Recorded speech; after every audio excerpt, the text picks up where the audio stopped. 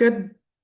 See one person still joining. All right. But good day, everyone. I am Tyrell Gittens from the Cari-Bois Foundation, and I am currently the project coordinator of the Cari-Bois Foundation's Cari-Bois Environmental News Network. We are an initiative of the Cari-Bois Foundation aimed at empowering communities around the Caribbean to not only understand the environment that they are part of and how they interact with the environment in terms of their actions, but also how we can empower them to become custodians and voices of their natural environment. Because as we all know, legacy media, traditional media, which is still very important and of course have a very crucial role in society, usually tells the stories of a lot of communities, but sometimes to be more effective, it's usually healthy to hear from individuals themselves that are connected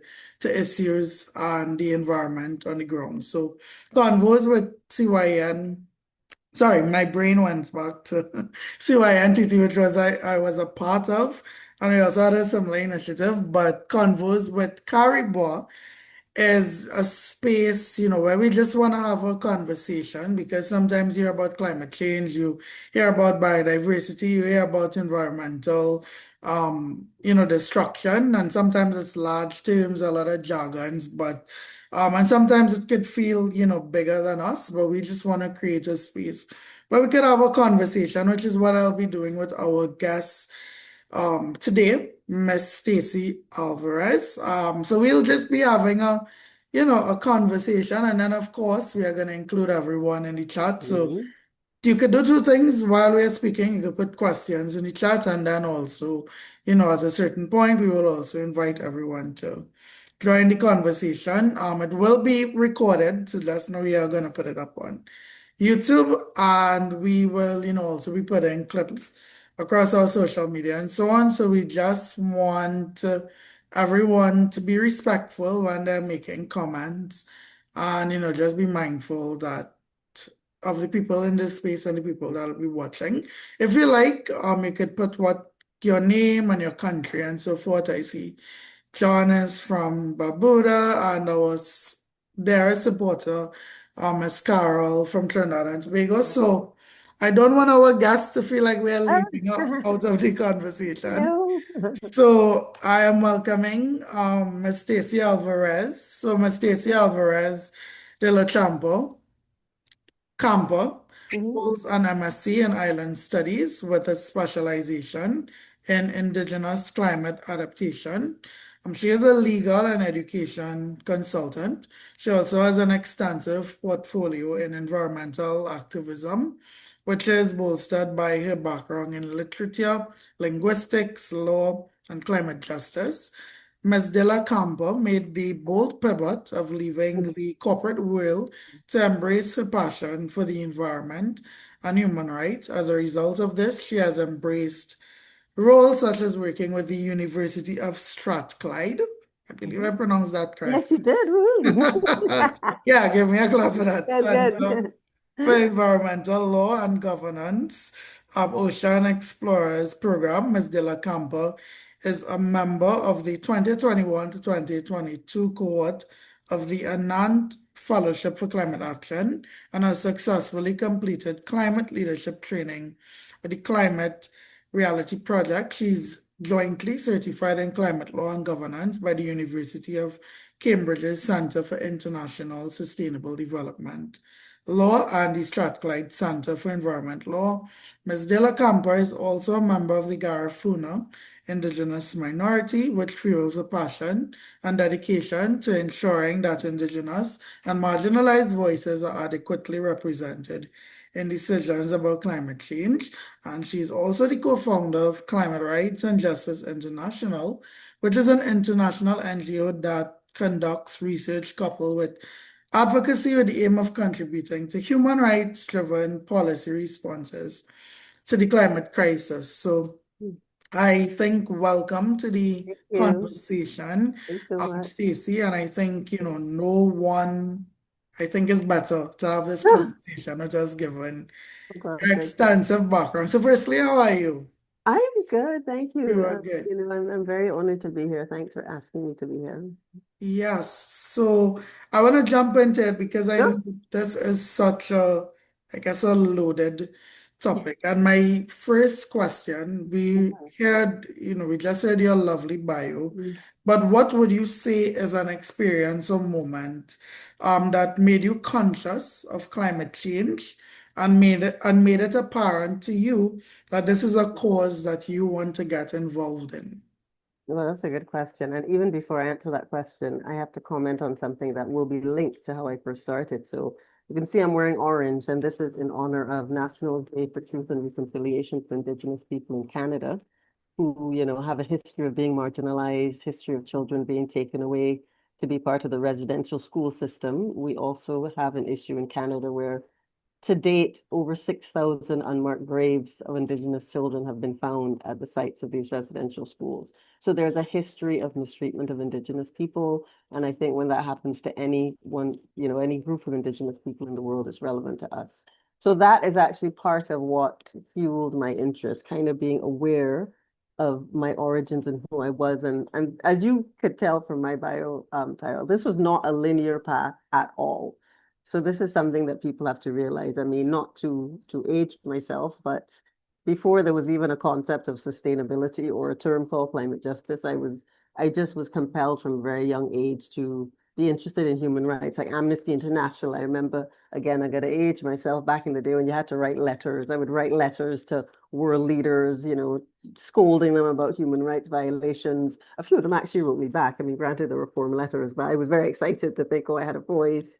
I was a member of Greenpeace, which was at that time seen as a radical environmental organization because they didn't have any Caribbean-based environmental activist organizations. So it's a role that I always felt compelled to just take on in my life, as I said, from a very young age. Even conservation, I remember being a little girl and if I found any injured animals or stray animals, like bringing them home and like trying to hide them under my bed or in my room, and my mother would be like, what's going on? And there'd be all kind of a collection of creatures that I was trying to quote unquote save. Um, so so I think that that's something that was always part of who I was. And I think this is something, if you're in the space, like again, Tyrell, you mentioned the move away from the corporate world, you come to recognize that you have something within you and it's like a call that you need to answer. And that is something that's never going to go away until you answer it. So, you're going to find yourself sometimes not following a typical or traditional path, and that's fine.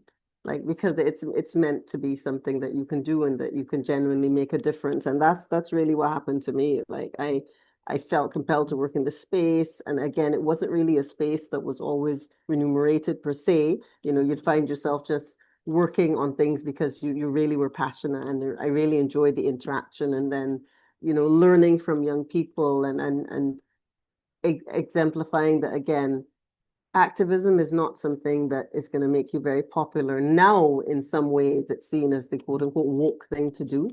But, real activism is being willing to have uncomfortable conversations, not to be disruptive well, to disrupt from the point of view of changing a narrative, but not to destroy or not to cry down only, but to find a path towards solutions and healing. So I mean, as you said, my background in law, I remember getting my law degree, and I think my family thought, oh, great, she's going to settle down and be respectable. And oops, that didn't really happen. Like I just kept following what I wanted to do. So I think your path doesn't have to be linear, but if you feel the need to make a difference on the ground, and even if it's just with one person or one group of people, then to me, you're doing a good thing. So that's a little bit about how I started.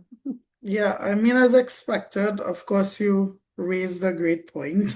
This is why we have you here. But I think, a lot of people may hear about climate change Mm, and they may feel disconnected from the issue, perhaps because of the field they're working. They may not, mm, as you say, see a linear path towards mhm, climate change or the environment. But I also mhm. think this is a really important part of the conversation that we give everyone the understanding that we all have a role to play and that we all could be part of the effort towards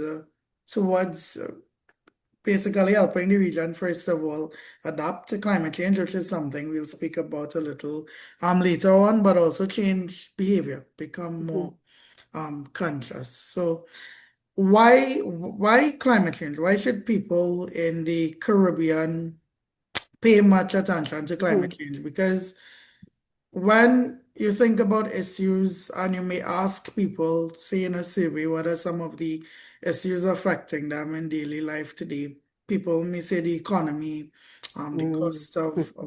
cost of living, many other things. But I think we could all safely assume the environment, climate change, and so on may not rank at the top of the list. But why should individuals in the Caribbean prioritize climate change, and why should it be an issue at the forefront of their minds? Yeah, that's a good point because often, right, we're just trying to get through from day, today to tomorrow.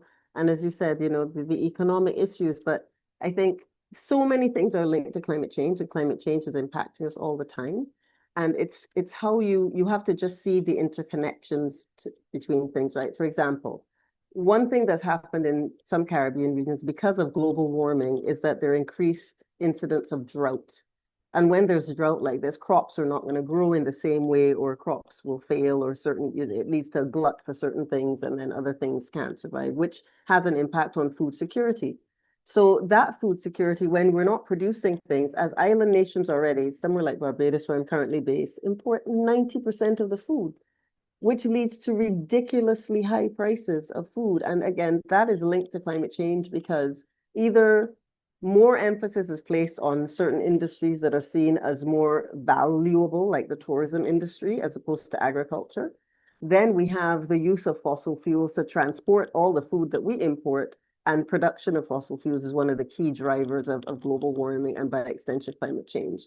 So the way that there's a way that things are interconnected, and also we're on the front lines of climate change, and that's become almost a cliche.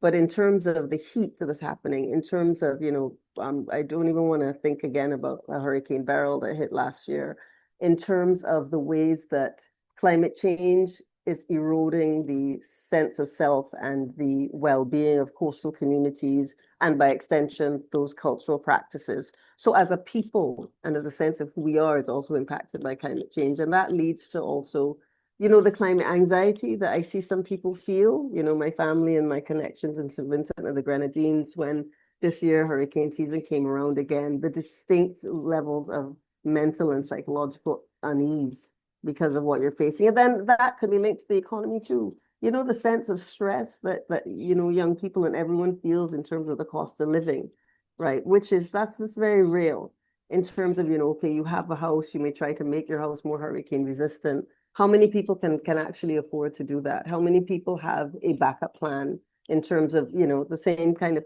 climate adaptation practices to where you live, or climate adaptation practices that involve things like, say, agriculture and food security? What kind of crops can be planted? So I think it affects us in a way that's always there. I remember even, oh my goodness, the levels of flooding that have happened in Barbados already for the year. And, that flooding, then you get mosquitoes, you get by extension, dengue, Zika. So climate change, again, being linked to health and that having an adverse impact on your health. And I mean, I could go on again talking about health. The high price of imported foods because of the climate crisis and because of, the fossil fuels. You have some people in Barbados who are very food insecure. The types of food you eat that are high in sugar, high in fat, high in preservatives, leading to non-communicable diseases. So it might seem remote, but there's a link to the fact that, you're not really, from a climate point of view, you don't have access to foods that are climate resilient, or, crops that are climate resilient. So I think it impacts us every day. And by extension, it's going to impact our children, which is one of the reasons I do this. I don't want my son to inherit something that I haven't tried to, or collectively we as a people haven't tried to improve. So that's some of my thoughts. Mhm. Thank you so much for sharing that, because as we was even speaking about before we came on this call, the environmental movement seems Mm. to, of course, use all the scientific terms and all the scientific jargons, and it is a big conversation, but I think sometimes we also miss the importance of bringing those conversations back to our homes and our communities. And you just, I think, laid out in really great terms how it not only affects the Caribbean, but then you brought it home to Barbados and how it Mm. has, the amount of flooding that Barbados has experienced this year and how those things in terms affect agriculture and food prices and so on. So thank Mm. you so Yeah. much for putting it into that context. But I also want to put it Mm. into another context because in your bio, I would have noted that you're also part of the Garifuna Yeah. Indigenous minority. Yeah. So I think it's really important, and I love that they are starting to make this distinction now is that we all may be in the same waters in terms of climate change. We are not all in the same boat, and I think Both, yeah. that's a very important distinction. So if you could tell us what it means Oh, to you to be part of the Garifuna Indigenous yeah. minority and why certain communities, particularly indigenous and local communities, are Mm. even more vulnerable to climate change. Yeah. Yeah. Well, I mean, part of my honoring my Garifuna heritage is that I think Indigenous people in some parts of the Caribbean just don't have the same levels of organization or a voice or a collective presence as some. We have the Kalinaga and Dominica who have their own councils and who are recognized by the Constitution. The Garifuna Indigenous minority of St. Vincent, we don't have that. And I think one thing that's very important is that I remember when I was doing a lot of research for my master's, and I learned that the Garifuna had actually been, there was a horrific genocide that occurred in St. Vincent and the Grenadines, where over 4,000 Garifuna men, women, and children died after being exiled on the small Grenadine island of Balisau. They were exiled without food or water. There wasn't adequate shelter. And then those who did not die were subsequently exiled to places like Nicaragua and Honduras and Belize. So there's a Garifuna diaspora that regards St. Vincent and the Grenadines as a homeland, but are more organized and have a stronger presence. And I remember when I learned about my own, the attempted erasure of me as a Garifuna person, I figured that out, I had to learn that on my own. That was never addressed at school. We learned way back when, again, not to age myself, about the Caribs and the Arawaks, and that they're none exist in Barbados anymore, and really none exist in the Caribbean. And you have to think, no, but I'm here. Like, I'm here, I have a voice. And then it leads to a certain level of self-negation and an erasure of that sense of self. So you have to really build on that. So that's kind of what it means to me to be Garifuna, to build on that sense of self, to recognize that I have an existence that is rooted in traditions for millennia. Even the concept of sustainability, that is how, Indigenous people have been living from time immemorial. There has been almost, I call it a Western neo-colonization of certain aspects of sustainability and what it is to be, this thing people call forest bathing that I find quite funny. It's being outside. Like right now, I mean, there are trees right here, I'm outside forest bathing. That's cute. And, people would, from Berkeley and some places would pay a lot of money to do studies on forest bathing. No, you can talk to the people who have been living that as a practice for thousands of years, right? So for me, and then the vulnerability of climate of Indigenous people comes from the fact that even where right now in St. Vincent and the Grenadines, Indigenous communities are located along the coast where they were then the subject of an internal exile from British forces in the late 1800s, rather the late 18th century. So you have coastal communities around the north that anything that impacts the climate hits coastal communities first in terms of accessibility, in terms of extreme weather events, and also in terms of their indigenous climate agricultural practices being under siege from extreme weather. And you also get, because of what happened in the past, there's sometimes a lack of, you don't want to self-identify as Indigenous because there's a certain connotation attached to it. So there isn't necessarily that same level of pride that there should be. And that's, that's for many reasons, I'm not going to judge. So I think that's the thing that makes Indigenous communities vulnerable and marginalized, where you are like physically in an island, sometimes where you are kind of socially, the social marginalization. There's a concept of social capital, meaning, you have connections, even if you find yourself in trouble, you have family or friends who can come together and help you, which is a very normal Indigenous practice. That is being worn away a little bit with this idea of, every man for himself. When I ascend, it's not my community that ascends, it's me. And that I think that comes from this, a lack mentality that we can't rely on ourselves or rely on each other. So I think that's a crucial aspect of being vulnerable as an Indigenous person or Indigenous communities in the Caribbean. And also the need for stronger, even if not political organizations, start to reach out to other Indigenous communities in different parts of the world and in the Caribbean and regionally. And you find a sense of self, you find a sense of inspiration, and you find some more community. So I think that's a lot to do with it. And I'm just gonna look in the chat quickly. Tyrell, I have to say big hi to Jamela, who is here, I know. And then the book about climate justice from Mary Robinson that Jamila mentions. And I agree about documenting the stories, and hi to everyone in the chat.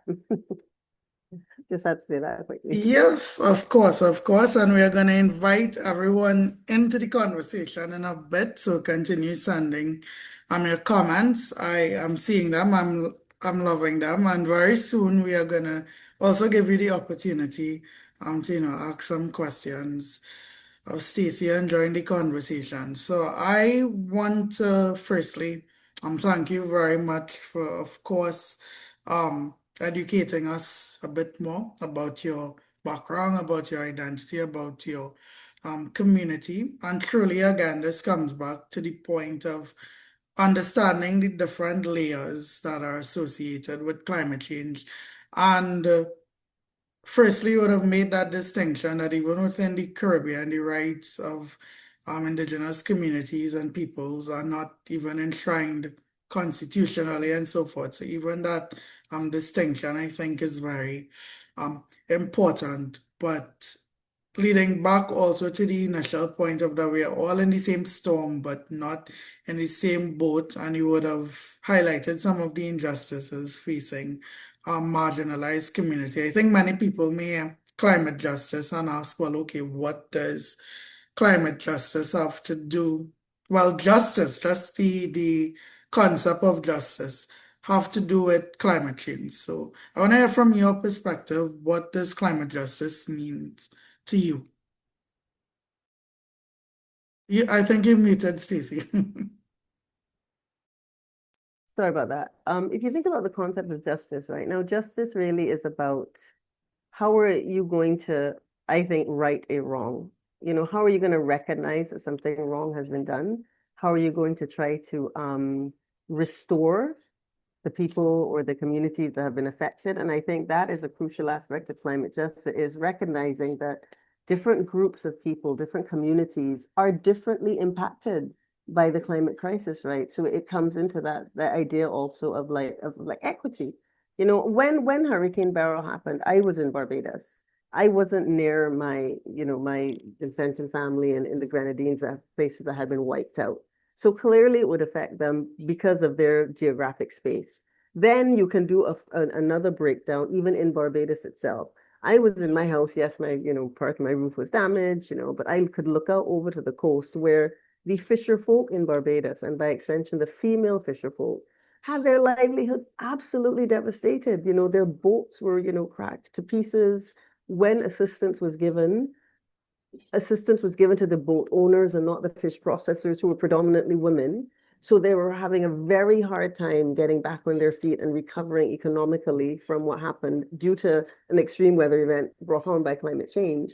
So I think climate justice to me means you have to recognize that different people are differently impacted by the climate crisis, even on this front line, where again, we're responsible for less than 1% of greenhouse gas emissions that cause the global warming, but so much of what happens in the global south to do with climate change hits all of us. So recognize that and then think, what on a very real level can you do about it? I started working with some of the fisher folk to talk about climate justice, see strategies that they could use to own their narrative and seek more help. I mean, even having sessions about climate anxiety and trying to get people to understand things like, and it may seem silly, but reducing your intake, you're using plastic because you're trying to get away from anything produced by fossil fuels, trying to recycle.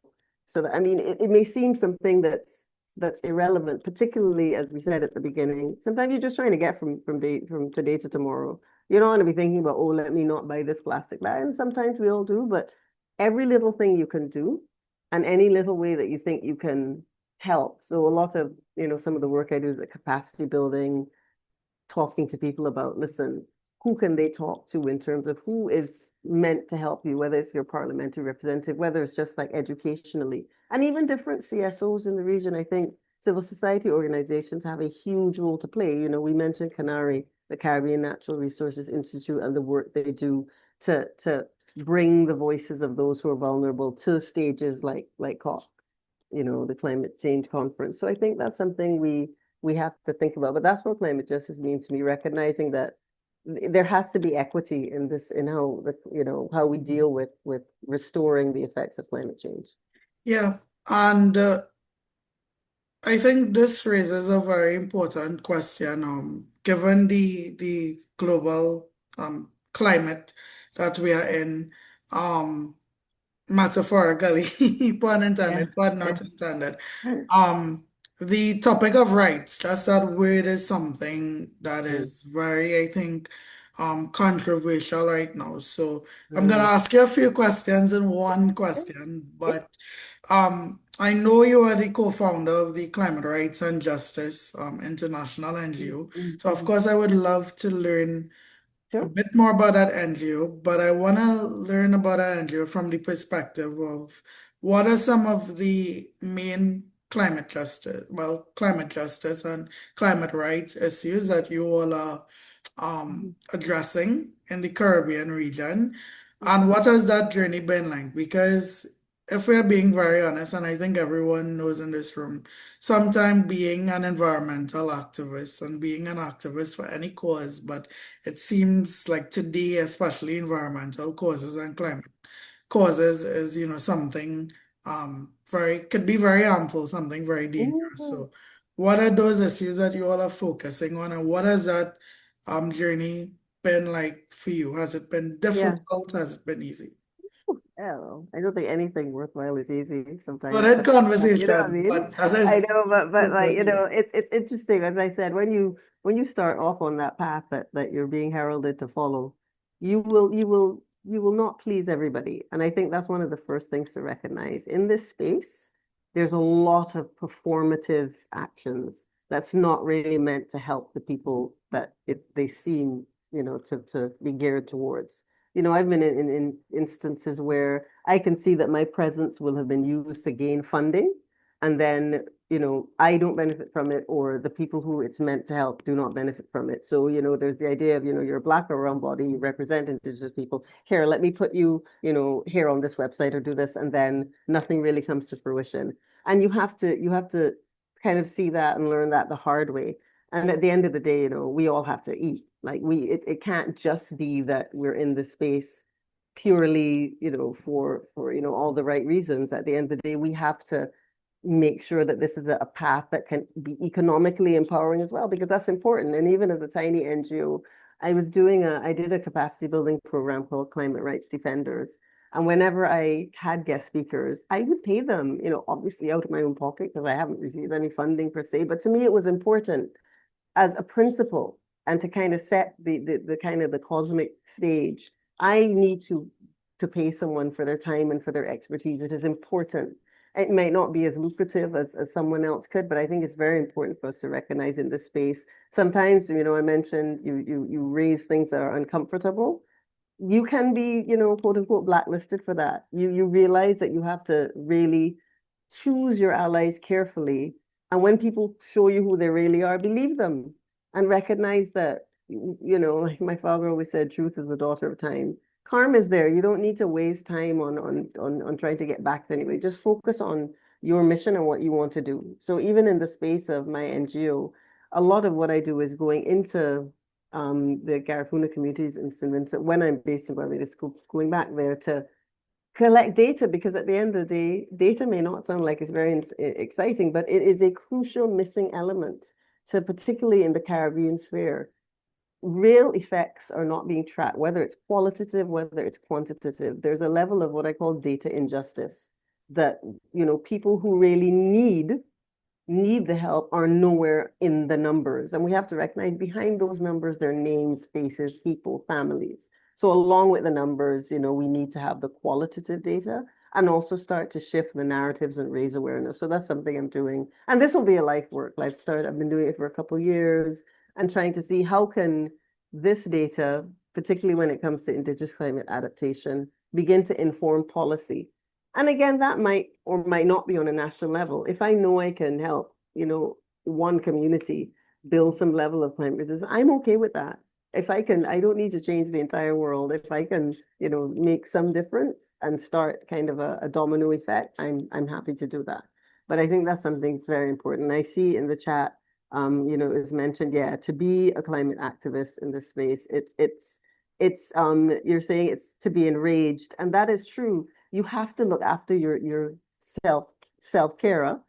Your mental wellness is really important in this space as a climate activist and even as young people to really see that focus on hope, because the whole doomsday narratives are actually not, they're a truth, but we have to recognize that we still have the power to change them bit by bit.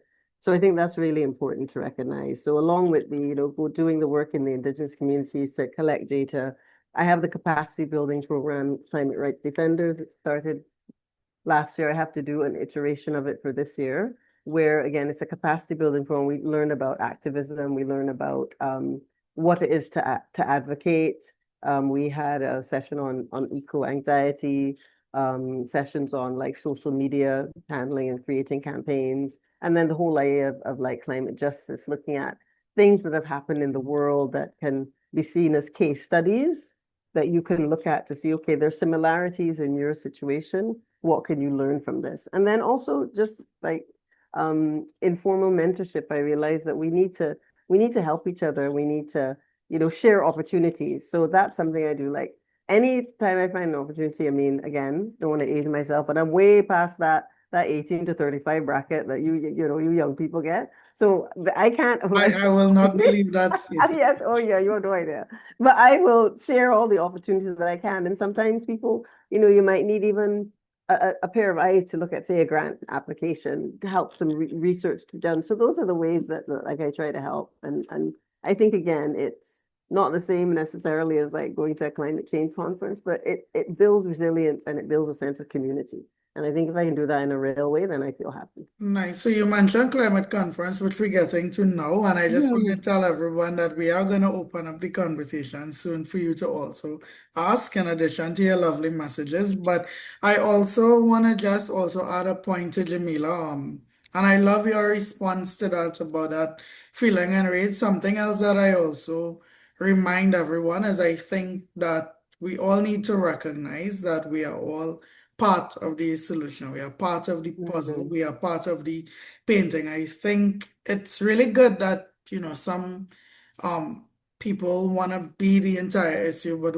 one person, one organization, one movement cannot solve everything or be the end all to climate change. So I think where we could also prevent, sorry, a lot of that burnout in our community is people recognizing the role we play and being really exceptional at that. I think it's really valuable that we each have our role to play and we are exceptional at that and not try to burn out doing everything and solving the problem on our own because we really cannot solve the problem as individuals. But you brought up climate conference. Mhm. And on this topic of climate justice, to achieve change, of course, NGOs, communities, we as individuals on the ground looking at climate change from that level, we have a very important part to play, but the other, I guess, part of that equation is also decision makers,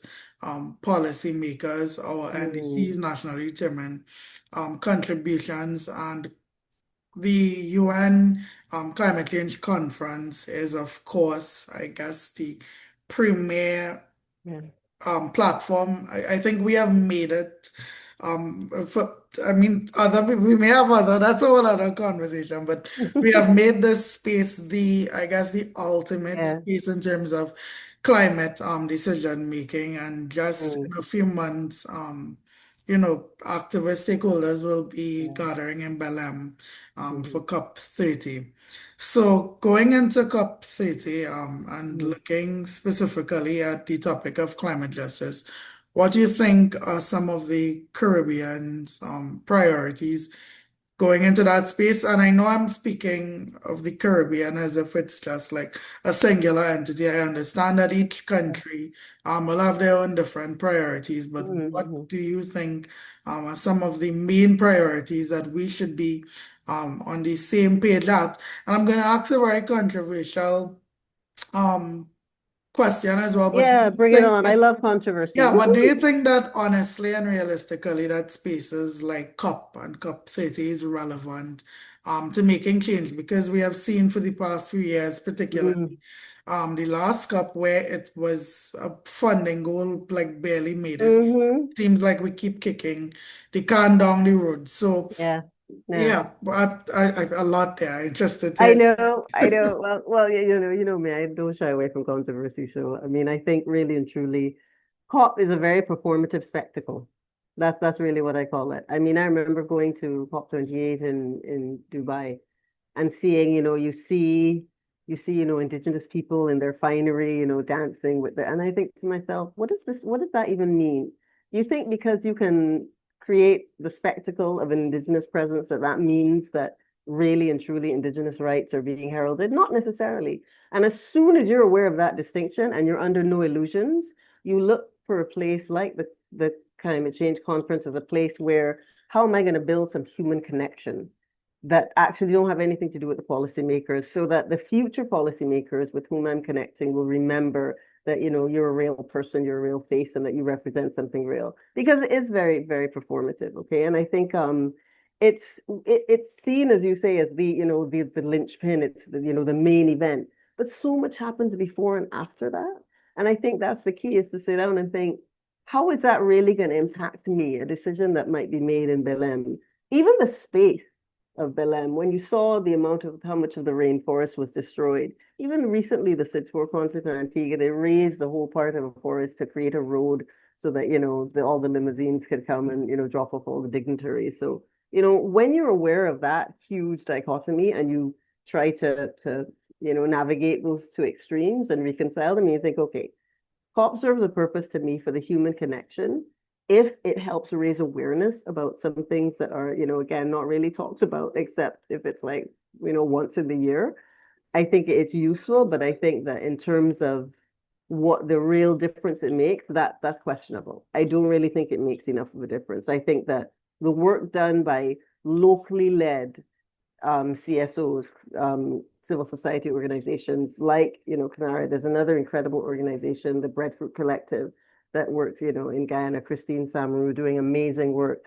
Those are people who will always show up. It's not just once a year. These are people and organizations who thanklessly, selflessly, or in the trenches making things work. You might never see a photo of them. You might never know their name, but they are the people in the communities that are really doing the work. And I think that's something to bear in mind. So I think COP really it's limited in terms of its usefulness. As I said, it stokes a lot of egos, and it creates a bit of a discussion and a conversation. But once you're aware that that's not the real conversation, that is not the real conversation. And for me, it never will be. I think that, again, civil society organizations like Canary, who make an effort to learn about Indigenous voices, because right now they actually have an initiative going where they're communicating with different Indigenous people in different islands so that we can raise our concerns that can be brought to the table, as it were, or at least be voiced. That's really important. But, I'm not even going to pretend, me, I don't mind being honest and saying, even if we think of things like the concept of loss and damage, if these things are addressed at COP in with Israel, loss and damage, what happens in the aftermath of extreme weather events? It's not just damage to physical infrastructure. It's damage to mental well-being, it's damage to cultural heritage, it's damage to a sense of self. The whole idea of a just transition too.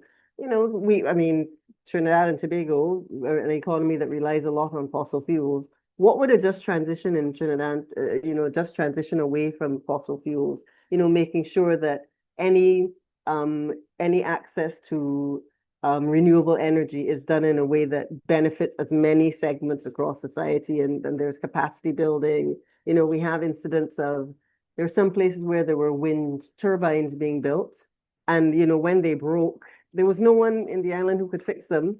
They became these blots on the landscape where lots of the fans and the blades would fall off and become a danger. So we want to show that what's happening on the ground is what's real and what's relevant, and that's where we can make a difference. And to be honest, if we can make your presence felt in those spaces, but not be, and don't be disillusioned by the reality that's in those spaces. We can just build our own table. That whole idea we need a seat at the table. I don't need a seat at the table in COP. I can build the table of others too and help with that, and then build a collective table, as it were. That's how I look at it, to be honest. And controversial. Yeah. And well, I mean, I'm also going to say a controversial statement, having the opportunity to go into some of those spaces. I think, as you said, I see a lot of room for the Caribbean. We do not show up. I see Yeah. a lot of the regions like the Pacific, they always show up, they speak out. Yeah, Mm, always heard. I think the Caribbean, we are a bit timid. So I love your perspective of using those spaces to build community and use those communities that we build as a launch pad for yeah. action. Um, Yeah. yeah, so I'm gonna now invite our audience Yes, to get involved in the conversation because I see you all have been sending really lovely messages. yes, I love the chat. It's great. Please feel free to unmute yourself if you want to show us. I see some people had turned on their cameras. I just want for the recording. That's why I turned off your cameras. I love seeing your lovely faces, but Yeah, just oh my for God, the hi Jamila. I recording. see So Jamila. you can Hi. feel free to turn on your Hi. camera, unmute and ask a Please, yes, question. ask any questions you like. I mean, I don't shy away from controversy. I was even going to say, you see from a socio-historical perspective, we see how the Pacific Islands have come together. Even the recent ICJ opinion, the Pacific Island students fighting against climate change. Years and years ago, I remember in a whole other life, I'd actually helped and advised them and talked to them. These were a group of law students who came together, and look, they came from the Pacific to being in front of the International Court of Justice. In the Caribbean, I still think that there's a little bit of a socio-historical, like plantocracy mentality where we're trying to, just the crabs in the bucket, pull each other down, just like, hoard. But we should come together collectively as a region. There's a huge level of power in that. So yeah, that's what I think. So please feel free to Yes. unmute and ask any question. Hi, Stacey. Hi, Hi, Jamila. So Tyrell. nice to see Lovely to see you. you everywhere that you're speaking. I try to make an effort Yes. to show up. Oh, So happy thank to see you. you. So happy to see you too. Um, yes, I had the pleasure of being one of your students last year during Yes. the Climate Justice Academy, and that's where I met you, Tyrell. Yes. And then when you started your Climate Rights Foundation, I Yes. went to some of your sessions. So it's such Yeah. a I need to pleasure go to see more. you again. Good to see you too. Yes, I took so many notes while you were speaking and I was Okay. snapping my fingers because firstly, I love that you're an unapologetic Indigenous woman. I Yes. know in some countries, including Canada, you can be Mm-hmm. arrested and jailed Mm-hmm. for being your true self. I actually have a colleague of mine who, she's from a remote place in Canada. She's an Yeah. Indigenous woman and she was the valedictorian of her law school because her focus was putting forth Indigenous rights, which is not recognized in Canada, and she was Exactly. arrested.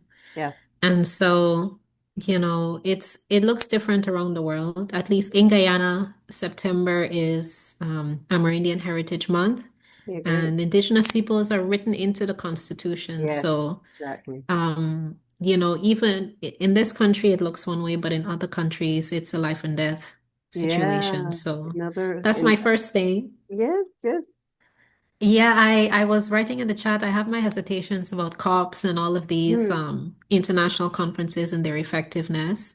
I can speak personally. I'm aging out at the moment, but as a youth activist, in my 20s at least, I remember we were aspiring to go to COP because it was seen as though Yeah. this is the epitome of your activism. This is what you should achieve towards. Mhm. And then when you actually end up there, you realize it's more photo ops and Yeah. handshaking and Yeah. it's such an exclusive space, and there's no actual tangible change or that happens once you go back home. Mm. So I think it's important to highlight as a youth activist, you don't have to reach the international stage to Exactly. have impact. And tell you You can, exactly. right, you can do that in your own communities, in your own country. And I work with a youth group, and I think the way in which we do our advocacy has to change as well. You cannot keep protesting. You cannot keep doing cleanups at the beach and doing school That's a good point. outreaches. It's a good way, but it's not the only way.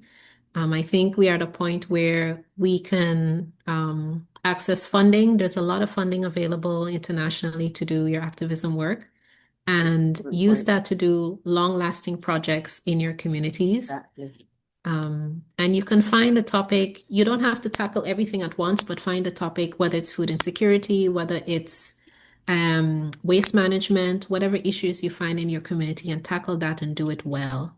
Exactly. Um, Oh, I love that. Mobilizing the people in your community is also helpful. You can't do everything by yourself. Exactly. Um, but yeah, that was just one thing I wanted to touch on. Thank you. You know, we Um, have to keep in touch anytime. You know, you can reach out. I'll put my email in the chat, but also you yes, I work told with a you. youth group. Keep in touch. Yeah, I told you I was coming to Barbados. I can't reach there yet, but one I day. know one One day, day. one day. All Thanks right, so much. thank you. Thank you, Thank you Jamila. so much, Jamila. So I know I saw John and was up first, and then Katie will come to you, I promise. Okay, so John, Hi, John. just to Hi, add that Stacey. John was Hi. also a panelist on one of our webinars Oh, last year cool. that we had on this topic of climate justice. So Oh, nice. good to see you again, John. Thanks for the continued support. Yes, good to see you again. Thanks. Stacey, I was just wondering, this is not the main question. Are you connected to the Kalinago in Dominica? And do you know Joel Paris? I I asked because I had the pleasure of meeting him in July in Jamaica when we had a gathering of Stronger Caribbean together. no, I Personally, don't know I know him as Joel. a very strong That's advocate. great. I Okay, don't know him. great, I great. know other members of the Kalinau community that I'm in touch with. The Kupunul Foundation, I believe, Whitney Melinard, but I don't know John. But I would love to, if there's an introduction, because I believe it's really important for us to learn from each other as Indigenous people in the Caribbean and realize that we have so much going for us. I mean, in the alleged developed countries, whereas Jamila was saying, you can be arrested for being an Indigenous person and expressing yourself. I think we're very lucky. So no, I don't, but I will see if I can eventually get to know him. Mhm. Okay. Now, my main question. I think there's going to be a webinar coming up, and the focus, I think, is on the ICJ and implications. One of the questions I put ahead there for that particular gathering is, how do you think we can practically, based on the NGO that you're head of and your work, Mhm. how can we practically utilize the recent ruling of Mhm. the ICJ in terms of leveraging our position? And specifically, um, I know in Antigua and Barbuda, our problem is that our leaders go out in these climate conferences and they wax Yeah, um, I know that feeling. fluently about climate change and environment and whatnot. But at Yeah, home, on yeah, the ground, they're yeah. doing the exact Opposite. opposite. Yeah, yeah, yeah. And what I want to know, how can we actually utilize the ruling of the ICJ Hmm. and try to get them, hold them accountable? They sign off on biodiversity treaties, Paris Agreement, and all these other treaties, ESCAZU and so on. Yeah, yeah, Yet yeah, they yeah, do yeah. the opposite to Yeah, people on the ground. exactly. So that's my question. That's a very good question. So I think the key there is that, and this actually can be linked to Jamila's point about advocacy and, you demonstrate and you do beach cleanup. You have to actually reach the point when you are going to actively hold leadership accountable through invoking the rulings of the ICJ, but also seeing what is a court between the ICJ and you that's more relevant. So we have, for example, the Inter-American Court of Human Rights. We have the CCJ, the Caribbean Court of Justice. You would have to seek then to actually create a case. Okay, so see, well, how are you being damaged and hurt? And we know there are cases like that in the Caribbean, but we have to recognize that in our part of the world, coming from small societies, there is a heavy price that you pay for speaking out and for actually taking the path of saying, well, I'm going to put it on public record, the wrongs that have been being done, who is perpetuating these wrongs, and what I think can be done. But I think that is the practical way. You would actually have to, first of all, because this would be an example of public or administrative law, establish that you have what's called standing. You are being directly affected, which I don't doubt. You know, there are coastal communities. I'm even thinking of some fisher folk along the west coast of Barbados who a lot of the spawning grounds for fish that they would catch have been adversely affected through building, through construction, okay, and development, which again has been sanctioned by the government. So you have to be ready. And there are cases. This would not be setting a precedent where you're going to bring your government account to account, but you have to be ready to pay the social price, which is real. And as we know in the Caribbean can last generations, right? It could be I've done it, but somebody's not going to like my son and then his son. But you have to be ready to do that. That's just a start. I could just to flag something you said about standing. Yeah. 27th of February 2024 at the Privy Council. Yeah. That airport quiz, Jacqueline Frank and John Mussenter established the precedence of standing. So great. that hurdle has been clap that. Exactly. So we have that. Okay. So that's a short answer. And maybe we should do another webinar. We can keep in touch to talk some more about it. But those are the first steps, I think, to take. Recognize how do you build your case, and building a case takes documenting what's happening to you, building a case study, talking to community members, etc., and that kind of thing. But yeah, it's doable. Okay, thank you. You're welcome. Thank you, Kadeen. Hi, Kadeen. Yeah. Hi, I'm Kadeen. Thank you guys so much for organizing all of the things that you do. I feel like I've been trying to come to one and I finally made it, and I'm like, this is so great. So I guess on my end, I'm from Trinidad. I live in San Francisco now and I work in the tech world, which means data. So it's so exciting. Nice. It totally makes sense. I think I've left home for university, stayed. I do work in climate tech, so very much in the climate space, but I want to do more at home. So this is kind of just my thing to say. I'd love to do more at home. If there's anybody who feels like there's a tech angle for what they're doing, let me know. My thing is also food and ag. Yeah. So right now I work for Google Earth and Earth Engine, which is heavily used for sustainable sourcing, which is a big thing for climate now in the food and ag space. Oh yeah. And for land use, land cover. And Google is all data. So I'm trying to figure out ways to leverage all of these things in the Caribbean. And I guess composting, that's why I said composting. Recycling is great, but composting is massive climate emission source. Yeah. And not everybody makes that connection. Exactly. But we need to start doing more and more. And what you said, food security also. And I'll say one more thing, which is I was just at New York Climate Week, which is great. I want to see a Caribbean Climate Week. How do we do it?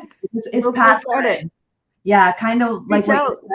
I know. We can go, but we need to do it at home. And we also need to get more connected as a Caribbean community. Sounds like a plan, honestly. When I say this kind of thing about reaching out, like I can see my son giving me the side eye, like, oh God, mommy, another project. I'm like, yes, another project. I will email you. All right, let's talk. I cannot say too much because this is not for me to say, but I could tease that the Cropper Foundation is working on something like that. So stay with me. Amazing. Well, if you want collaborators, let me know. Yes, let me know too. And this is where we have our power when we choose to collaborate like this. See, and you mentioned composting. That is so true, Kadeen, because waste management is another issue in islands, right? And we know greenhouse gases are given off by actually, things that are decomposing in a way that is not useful. So no, that's fantastic. No, I'm on board for their connections between these things, and I'm so excited about the Caribbean Climate Week. Oh dear. Ooh, I feel ready. I will leave it there to not get in too much trouble. Yeah, I I'm know. just Can you teasing tell us you. when, this year, next year, and give us enough heads up because there's Yes, I the will Caribbean definitely. Agriculture Week. I just found out a couple Yes, weeks ago. there is a Caribbean Agriculture Week. I believe it's CARICOM. They usually have it. Yeah, yeah, instant. It's supposed to be every year. I think it's every year. But yes, so that's all teaser for now. I don't think I'll get in trouble for Okay. putting that out there. No, that's very But good. Thank anyone you. else has any like questions or comments or anything that they would like to ask of Stacey? Because I really love the conversation, and I said, this is what we want to do at Cari-Bois. This is what we want to do at the Couple Foundation because already I'm sure John is going to help Stacey get in touch with Please, her fellow yes, Indigenous please do. activists. Now we know we could call on Kadeen and ask her any favor Yes, cooking, but now we know we have the support of Kadeen and Trini, of course, doing great things exactly. abroad in this space of tech. And my colleague actually is on this call, Alyssa, and we actually have a project with AI and climate change. So Alyssa, I don't know if you want to just, I'm not putting you on the spot, sorry about that, but I don't know if you want to just take like a minute or two to give Katie a rundown on that. Hi, everyone. Yes, I think Dean would have put me in contact with Kadeen, but I could share some more information on the project probably via email. I could send it to you, Tyrell, and you could share it with the participants. Yeah, that sounds wonderful. And I was just going to say before we get off the call, what I try to do is I try to embody the things I want to see happen in the world. And when I say like keep in touch, I mean it. Like I mean keep in touch. I put my email there for a reason. Like when I talk about collaborating, I do this in a real way. As I said, even if I might not be able to actually contribute, I think of people, young people in the space who I know that can collaborate. I know, oh, this might be a good person for you to know because I think that's the way for us to make progress and to build these connections, which, might happen at COP, but it can happen in a very real way for us. A call like this, you can see already, John's comment, feel free to keep in touch. These are ways that we can build, and I see it as something long lasting. I hope that we can always have these conversations in terms of finding solutions for everybody. Yes.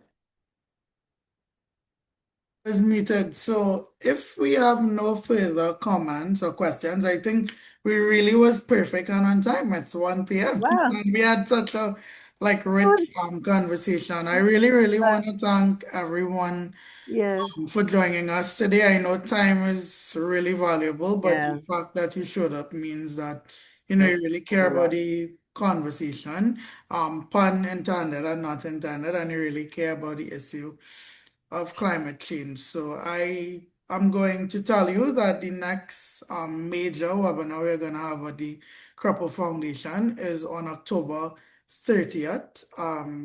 If you would have attended the last, we would have started on September 18th a webinar series on natural capital. So I'm Oh, doing that in collaboration with my colleague Brandon Murphy. And the second webinar of that series would be on October 30th, and it will be understanding nature's value. So we'll be looking at different perspectives of the value of nature and how that relates to business in the Caribbean. So just giving a teaser and a little shameless plug there. Everyone.